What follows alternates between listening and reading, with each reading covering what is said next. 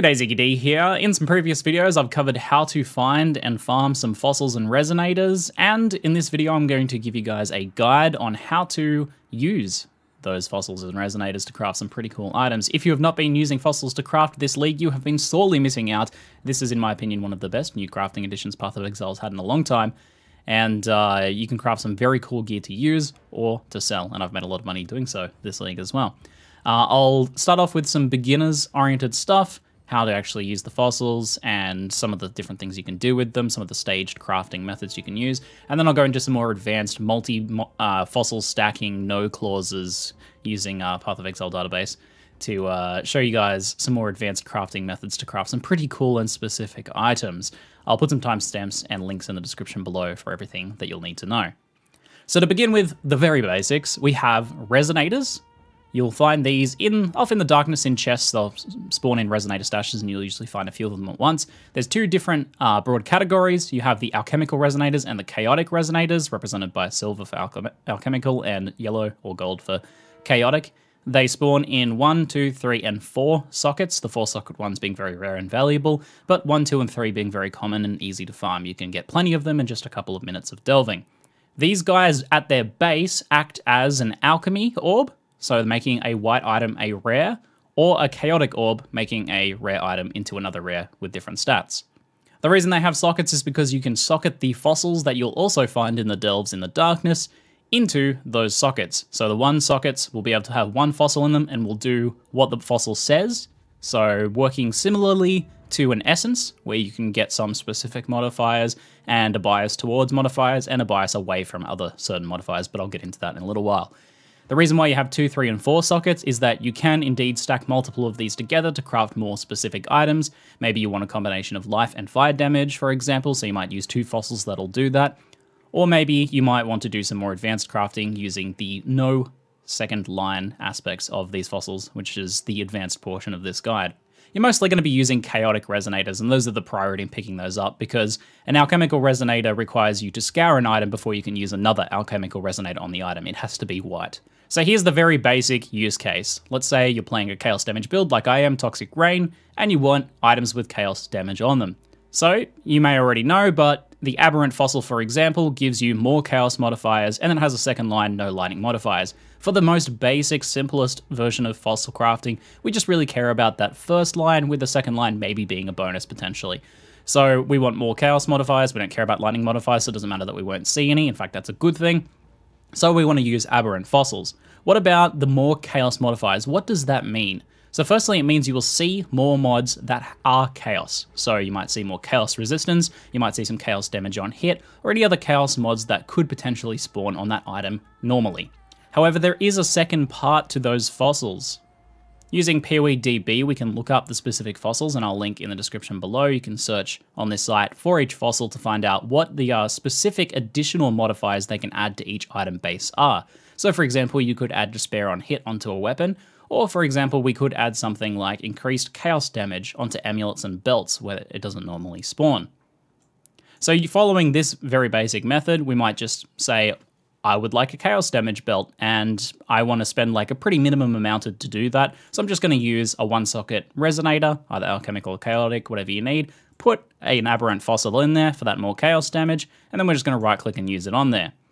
Now, here's the thing, you're not always going to get the modifiers. It's a strong bias towards them. So in this case, what happened was I used the aberrant fossil and it rolled chaos resistance. So the more chaos modifiers gave me the chaos resistance in this regard. Sometimes you'll get multiple mods that are linked to that specific fossil. So this is an alright build, I could use this, or I could throw in another aberrant fossil and simply try again to try and get that chaos damage. Again, I got chaos resistance. It might take a few goes for you to get the specific mod you're looking for, but that's a way of biasing your crafting towards items that could potentially be useful for you. And certainly I've crafted items myself, like this one just here, which rolled chaos damage and chaos resistance. Pretty nice. So the next kind of basic but slightly more advanced aspect of fossil and resonator usage is staged crafting. So going through a bit of a process with your crafting to make an item as good as possible. So there's a few other fossils that you might want to do before you try and land on the actual stats that you can get. Now, every single time you use an alchemical or chaotic resonator, it's going to roll it into a rare and change the stats. So this is sort of stuff that you want to do beforehand. And this is stuff like an enchanted fossil to try and roll enchantments on helmets. And the enchantment and most of the things I'm covering here will stay even if you roll them with another fossil later. So another example is the perfect fossil. Let's say we're wanting to roll a physical damage weapon or a piece of energy shield gear maybe. The quality on the item affects either the DPS or the amount of energy shield you get, so it's a very powerful stat. So we might use a perfect fossil which gives improved quality even. So this can roll from a range from 15%, which is less than what you can get with blacksmith whetstones or armor as scraps, but it can also roll up to 30%, and you tend to get over 20% most of the time. So for example, let's say this bow, it's not a great example, we probably want to do it on more something we cared about the damage on, but just as an example, we might use this perfect fossil here, and then craft this, and we got 15 quality, so not particularly good that time, so we just roll it again, and that time we got 28. So maybe you're trying to craft the perfect item, you might want to keep going until you hit 30. Chances of that are a little bit low, it might take you quite a few fossils, but hitting something like 28 to 30 is not too hard, and we got 28 on the second go there. So that's pretty nice. So that's boosting the physical damage of this item, and as I said, with energy shield gear, for example, that can be very powerful. The other thing to know about quality is that it affects the chances of getting a 6-link. So if you're trying to 6-link the item afterwards, then increasing the quality will make it cost less fusings to do so on average. So for example, this chest armor here, the first thing I did was qualityed it to 28, and then I 6-socketed it, and then I've 6-linked it, and it cost me potentially less fusings. It only cost me 150 fusings to 6-link that, but there's obviously still RNG there to consider. The next thing is encrusted fossils. This is another one you can do beforehand, and these are very nice as well. Encrusted fossils give you more sockets and can have white sockets. The white socket thing is a bit, every now and then you could land, I think, up to an item with like 3 white sockets. I don't know if there's a limit on that. Most of the time I get like 1 or 2 white sockets, and it's often not particularly useful because if you go to chromatic the item, you will lose the white sockets. Though if you're changing the sockets around otherwise, they can still stay there. So encrusted fossils are interesting because they preserve what is currently on your item. As far as I've found with all of my testing, I've never had it screw it. So we have a 5-link bow here, and if I was to use an encrusted fossil, it's either going to stay as a 5-link 5-socket, or it's going to go to a 6-socket 5-link. So very nice way to potentially get 6 sockets much cheaper than using jeweler's orbs, which can take quite a few hundred sometimes. So just as an example, if I use this on here, we'll either stay as a 5-link or go to a 6-socket 5-link. In this time, it changed the colors, and it does do that each time, sometimes giving you the white sockets. We didn't lose the 5-link, it stayed as is. So we could go get some more chaotic resonators. I have a couple here. And we could use a few more just to see whether we can get that 6-socket, and there's two white sockets. May or may not be useful for you. And we could do this several times until we got our 6-socket. No luck this time, but certainly that is an approach you can take, and that's something you want to do beforehand, again, because the stats will re-roll every time you do this, because every time you use a chaotic resonator, it is chaosing the item in addition to the sockets. Even though the encrusted fossils only says stuff about sockets, it'll still re-roll the item. So you don't want to do this afterwards, otherwise you may lose your good item you've already crafted. So that's the staged crafting. That's like your first stages, is qualitying it, maybe adding an enchantment if it's a helmet or something like that that you want an enchantment on, maybe gloves or boots. Helmets particularly, probably what you're going to be spending enchanted fossils on though. And then maybe encrusting it to add extra sockets and potentially shoot for some white sockets if that could be handy for you to get some extra off colors and a bit of flexibility on the item. The next thing is after you've done your fossil crafting, maybe you're trying to craft like a chaos aberrant fossil with a life pristine fossil perhaps to try and get some life and chaos stats. Then, if you're missing some stats, you can take the next stage, which is utilizing other aspects of the game, such as master crafting. So you can take the item to a crafting bench and add another stat on there. So, for example, I think my belt, for example, I rolled that with a chaotic fossil, an aberrant fossil, got the chaos damage and some decent other stats, and then I just master crafted some lightning res on there, and then your item is done. The other thing to know is that you can indeed combo this with the other specific bases. For example, shaped and elder items. And we'll get into this a little bit with the advanced crafting because that's when it starts to get particularly interesting. But as you may know, shaped and elder items can roll additional interesting stats. And in this case of my chest that I crafted for the 15% fizz taken as cold damage, giving it that mini lightning coil style effect. And that is a shaped mod, and I was using fossils to try and specifically get that. So let's get into the more advanced and very cool aspect of fossil crafting, which is stacking those no modifiers. You may have seen things like no physical modifiers and no elemental modifiers, and you can use these sorts of things to very great effect. You may have already seen people talking about crafting things like +3 bows easily with this method, but there are many other things you can do, and I'm going to show you how to figure that out yourself so that you can figure out cool items you can craft instead of just copying the method that other people do, which is far less interesting and fun. So again, we're going to be using PoEDB, and this site is just amazing. I'll link this particular page in the description. This page is very handy. So let's, for my example, say that I want to use a quiver to try and get a +1 arrow modifier. So what we're going to do is we're going to go to quiver, and then we're going to see what sort of stats are available. You can browse down through here, and if we scroll all the way down to shaper, then we can see bow attacks fire an additional item, fire an additional arrow. Hopefully they're not firing our items away. So we're looking for this stat. This additional arrow on a shaped-based quiver is potentially very powerful. Adding extra arrows can often add extra damage as well as AoE clear speed. So it's a very good mod that we potentially want to get. Now, crafting this with Chaos Orbs could take you thousands of Chaos Orbs because there's a lot of different prefixes that combat for this particular slot. So every time you use a Chaos Orb, you might get some, physical, lightning, cold damage, leeches, life, all sorts of other things that you don't really want. So we can use fossils, however, to really narrow this list down. This is where fossils start to get very powerful. So firstly, identify the item base that you want, and then identify the item level. So look at what stats you potentially want to get on the item. In this particular example, I want to craft a +1 arrow quiver. I wanted to have some other good stats, but the other stats aren't too specific, so it doesn't matter so much. So we're mostly just going to be focusing on this one thing that I want. So in this case, it's bow attacks fire an additional arrow at item level 80. So we know we want a shaper base with at least item level 80. So we'll go to PoE trade, search for an item level 80 shaper base quiver. If you, for example, wanted to make sure you also got some other modifier, you might want to be kind of thinking of the other item levels you could look for. Maybe, for example, life. You wanted to try and get potentially a top tier life roll as well. You might check out that. Maybe resistances you care about on a certain item. You want to check out the item levels for those other things you potentially want, because if you just go for 80, maybe there's another affix you could potentially hit that would be nice for you that's at 82. So just double check the item level that you want. But ultimately, we just care about item level 80 plus for this particular item in order to get that extra bow attack, fire and arrow thing. So the power of fossils comes into play here, not in the, rolls more chaos modifiers or rolls more attack modifiers. So you could just use something like a fossil that would give more attack modifiers, and it would slightly increase the chances of you seeing this. But the real power is telling the item what not to do. If we tell the item what not to do, then it really cuts down on the other things that could spawn, and in some cases, you can make it so that the item could only possibly craft the thing you want, or very close to that. So what we're going to do is we're going to look at the different fossils that are available, and we can use this checkbox list here to actually see what mods could spawn on an item, or are likely to spawn on an item, based on which we're using. So already we look at this particular one we want. What is this? Bow attacks fire an additional arrow. Okay, so the only thing that a fossil could really affect is attacks. So potentially attack fossils. So we don't want anything that cuts away attacks, and maybe we want something that is more attacks, possibly. So we know that. That's the only thing we care about, so that's pretty easy. So we want to cut away everything else we don't care about. So corroded fossils, which I showed you earlier, has no elemental modifiers. We don't care about the more poison or bleeding modifiers, really. That's not a big deal. What we care about is that no elemental modifiers. So if we go ahead and check this, all of a sudden the list becomes a lot smaller.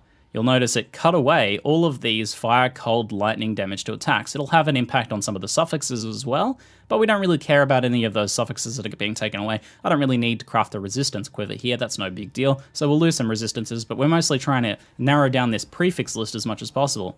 And already you can see that our prefix list is now just on a shaper base, move speed, arrow, mana gained on hit, and then these couple of modifiers here. So then we want to think about, okay, is there another fossil we can use in a 2-socket resonator that can cut it down even further? And already I know metallic fossils will take away any physical modifiers. So we know that physical damage to attacks, physical attack damage leached, physical attack damage leached. Okay, let's use a metallic fossil. All of a sudden, we only have 4 mods that could spawn. Life, bow attacks, fire and arrow, movement speed, and mana gain on hit. Those are all good things for this quiver that we would want. We'd be happy with any of those, but the chances of us landing this bow attacks, fire and additional arrow is now much, much higher, because there's not that many prefixes that could actually spawn. So we could go even further and say, well, I want to really guarantee this. So maybe we could get rid of life. We could look at, for example, a dense fossil, which says no life modifiers, and cut that away. And then we only have these 3 lists. However, I'm playing a life build, so maybe you want to keep life. So in which case it's like, you know what, I'm happy if I roll life as well. And since the list is already pretty small, then that's quite fine. If you cared about maybe modifying some of the suffixes from here, you could look at any other combinations. You can really just go through and checkbox these to see what happens to the item if you check different ones. You know, keep in mind that these can work together and these can stack together. So in this case, we have, say, no chaos modifiers. So if we used a jagged fossil, then that would mean that any of the poison, which are also chaos, that corroded could spawn would also be cut away. In this case, there's nothing really that can be spawned on a quiver that we would need to cut away in that example, but that could work for other examples. So what we have here is a pretty solid base craft, stacking 2 fossils to try and cut down the amount of affixes that are available. You can go further if you want to and add in other things that can sway the item in different directions, like maybe you really want to go crazy and use like a shuddering fossil to try and go for the specific suffix that it can give, and at that point you maybe want to be like, how can I cut away some of the other suffixes so I'm more likely to get that one? And then you might start going, well, okay, now maybe we'll use a jagged fossil to get rid of the chaos resistance and cut that down a little bit. Now we're a little bit more likely to get that. But you know, you can go pretty deep with this.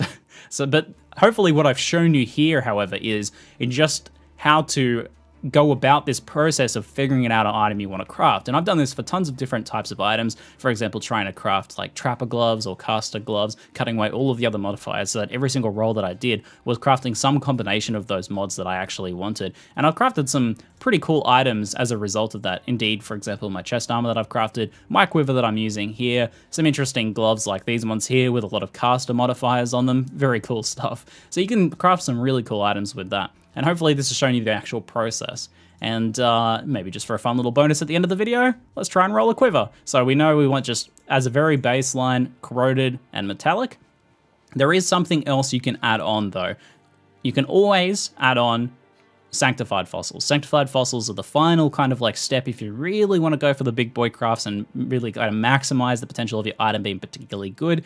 Whether you necessarily want to use how important the item is or how good the item could be might determine whether you actually want to use the sanctified fossil, but this does 2 things. It makes the item mod rolls lucky within their range, so if you hold Alt on an item, as long as you've enabled this setting in your UI options, you can see the mod ranges. So for example, the life roll there at the beginning is 25 to 40, and I've rolled 40. I used a sanctified fossil on this item. So we're more likely to get in the higher end of those mod rolls. The second aspect of the sanctified fossils is high-level modifiers are more common. This can be hit or miss. You'll still sometimes see like a tier 13 life roll when you wanted a tier 1 life roll, but it means you're more likely to hit those higher tier life rolls. So you could always add one of those in to, you know, if you have an extra socket slot, maybe you're only doing a 2-socket craft like this, and you're like, well, I have plenty of 3-socket resonators and I have a few sanctifieds. I might as well have a little bit of a go at that. Nonetheless, you can just do this too. Maybe let's just burn a sanctified fossil here for funsies on the first one and see if we get it in the first go. We know I'm just crafting a quiver here, so I don't care about anything like quality or sockets because it doesn't have any of them, nor does it have enchantments. So there's no first step we want to take. We have the quiver. I've purchased an item level 80 plus shaper quiver here. So let's go ahead and use the corroded to cut away those elemental modifiers, no physical modifiers there with the metallic fossil, and sanctified just to see if we get lucky on the first go. In this case, we got some of the mods that are possible. Life, for example, is one of the good prefixes, and the mana gained on hit. But in this case, we only got those 2 prefixes and not the other one we wanted. So it's an okay. It's not really useful, not really what we're looking for. So we're just going to roll it. And of course, it's all RNG crafting, but the RNG is heavily swayed in your favor if you're using a process like this. We got some life and move speed and stuff like that. Not bad. Hopefully we can end up crafting something pretty cool here. Mana gained on hit, looks like that was the only prefix we got, and we've got 3 suffixes. As you can see, we're not seeing any of the other suffixes that could, prefixes, sorry, that could possibly spawn. We're only seeing that life and those other shaper mods that can spawn. So at that time, we got some attack speed and life, not particularly good. We might not get it in these fossils, but we'll have a crack at it anyway. I've crafted a few quivers using this method actually, and it's they've mostly been pretty good. Got some other nice mods, not exactly what we're looking for. We'll see if we get lucky for the video's sake. Come on, YouTube RNG. Uh-oh, might be our last go here. All right, let's see. No luck this time. I'll need to grab a few more fossils to try and figure this quiver out. But guys, hopefully you found this interesting and helpful. Fossils are super, super cool. Love them as a crafting mechanic. Check it out, give it a go, craft some cool items, and you know, this is the first league that I've played where I'm wearing items mostly that I've crafted myself. I've only traded for a few items, you know. A lot of my gear, my amulet, my chest armor, my belt, my quiver, even a bow that I was using before, all of that stuff I crafted myself. Normally you just buy things on trade. Far more interesting this way. Anyway guys, that's it for now. I'm ZiggyD, and thanks for watching.